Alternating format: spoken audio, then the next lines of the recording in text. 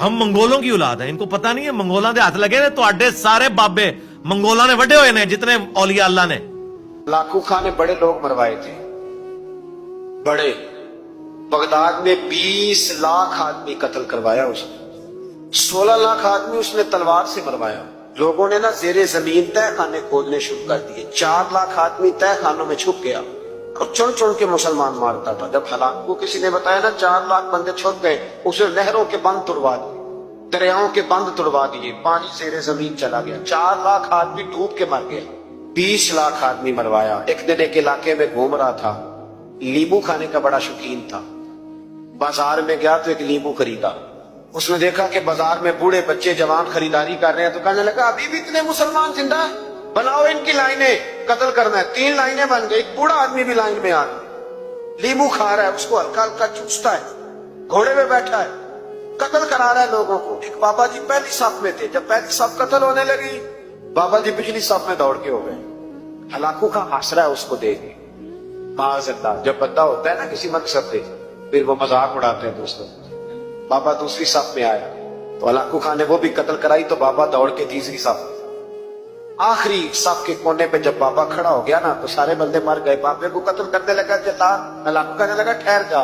کہنے لگا بابا تو تیسری صف میں آیا تھا, تیرا کیا خیال تھا بچ جائے گا؟ بابا کہنے لگا خیال نہیں, میرا یقین ہے کہ میں بچ جاؤں گا. میرا شرط یہ ہے کہ یقین ہو اندر. شرط یہ ہے کہ ہنس کے کہنے لگا ہلاکو خان کیسے؟ تو بابا کہنے لگا اگر اللہ چاہے تو بچ سکتا ہوں, اگر اللہ چاہے تو میں. بہت سارے لوگ ہیں ڈاکٹر لکھ کے دے دیتے ہیں نہیں بچے گا, وہ بچ جاتا ہے.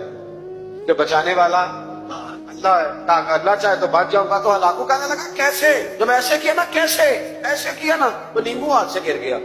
وہ بچے پلیئر نہیں ہوتے, وہ گیند گنتی ہے تو چھلانگ لگا کے پکڑ لیتے. بڑا گھوڑ سوار تھا, نیزہ بار تھا, چھلانگ لگائی نیمبو کیش کرنے کے.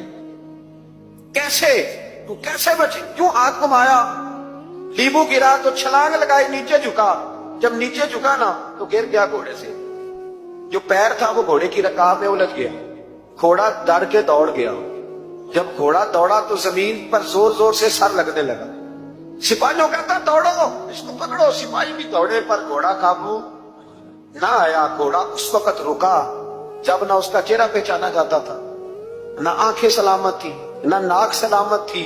اس کی کھوپڑی ساری اس طرح چور چور ہو گئی جیسے کسی نے ہتھوڑے کے ساتھ پیسی ہو. ہلاکو کی لاش سے خون بہ رہا تھا. بابا ہنس رہا تھا.